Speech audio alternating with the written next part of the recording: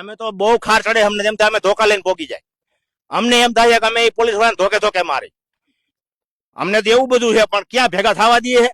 અમને એકદમ ભેગા થવા દઈએ ને 5 લાખ ખેડૂત જો રાજકોટ તાલુકાની અંદર, તો હમણાં એમ બધાને ખબર પડી જાય.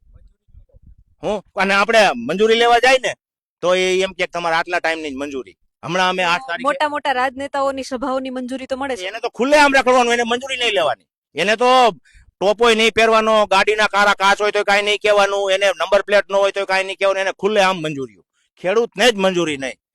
અને આ દેશ છે ને ખેડૂત આધારિત દેશ છે બેન, આખો ખેતી પ્રધાન દેશ છે. એને ખબર નથી, જો આ ખેડૂત ખેતી બંધ કરી દે ને તો આ બધી દુનિયા આખી મરી જાય. એને હજી ખબર નહીં. આ કારખાનું બને હવે એનો માલ આમ પડ્યો હોય, આમ અમારો લાખોનો માલ પડાવવા ચારે પલરે. તમે જોયો ને મગફળીનો ના કપાસનો લાખોનો માલ પલરે. પલારે જોઈને હમણાં નાખે છે આમ પટમાં ભાડ્યા હોય તો. એની કોઈ તાકાત છે? એ આ ખેડૂત સહન કરે બેન, આ ખેડૂત જ સહન કરે, બાકી કોઈની હેસિયત નથી આ કરી આગે એવી.